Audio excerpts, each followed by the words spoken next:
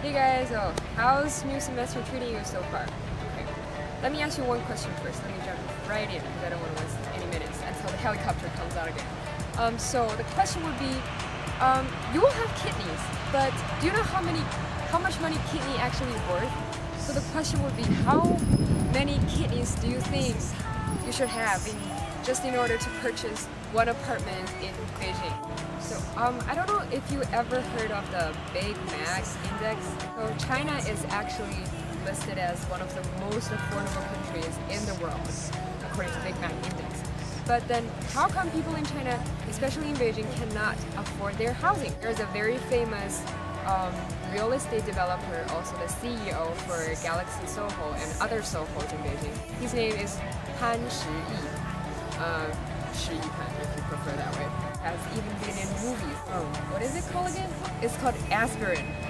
And obviously he wasn't in it at the start. He was like in the movie for like 5 minutes. And posted all of his leasing and housing about Soho newses on the internet. So one of the most recent news about Soho is that they are turning Soho into a renting system, meaning that you no longer have to purchase the apartment just to live in the apartment. You can simply pay rent to live in the apartment periodically. You don't have to purchase the house for good. Okay, so that's what Pan Shi-yi did for his Soho, and he's planning on turning a lot of Sohos in Beijing that way.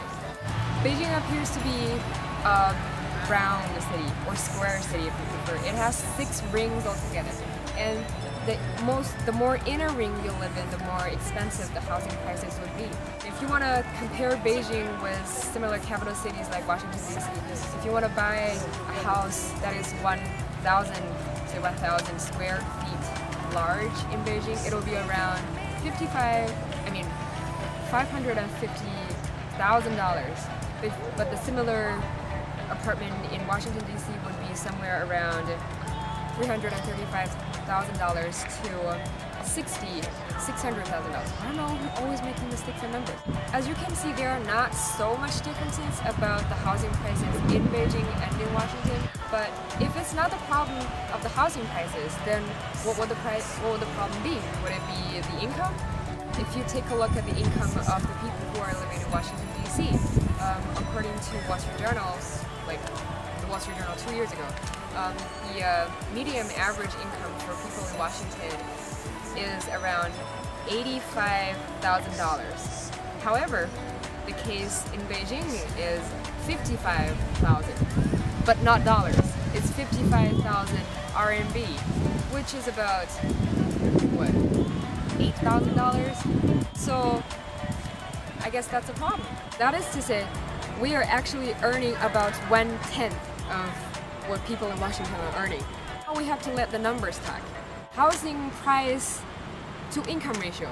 The housing price and income ratio. And what is that? That is essentially the ratio of, like, according to the ratio, you'll be able to tell like how many years I have to have in case just in order to pay all of my housing mortgages. World Bank suggested that the ratio should be 5:1.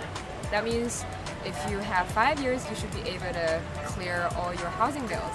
And the UN is even better. The UN says it should be 3:1, which is the American standard. What about cities like New York? The New York ratio is 7.9:1. That means slightly longer, but still able to pay for it. Let's take a look at China. What do you think is the number for China? I don't think you get the right number, because it's 20:1, and some cities 30:1.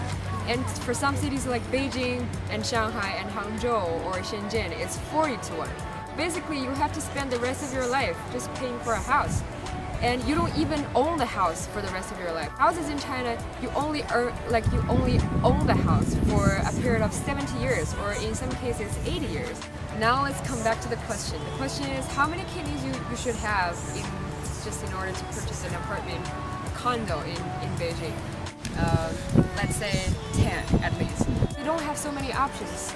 It's either people in Beijing have to evolve some kind of shell so they don't have to purchase homes anymore, or you have to have at least 10 kidneys. I guess car would cost you another 10 kidneys.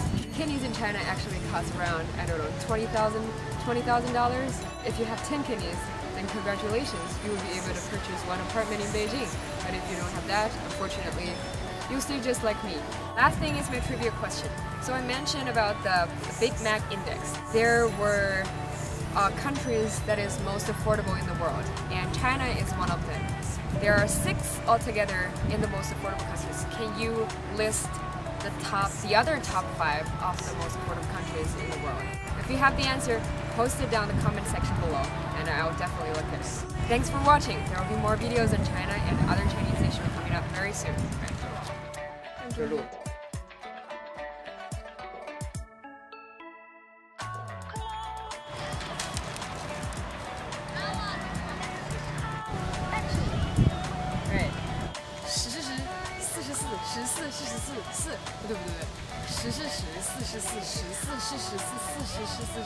Today, I want to ask you a question.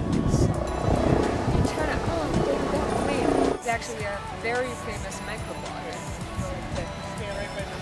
The price in Washington would be around $375,000.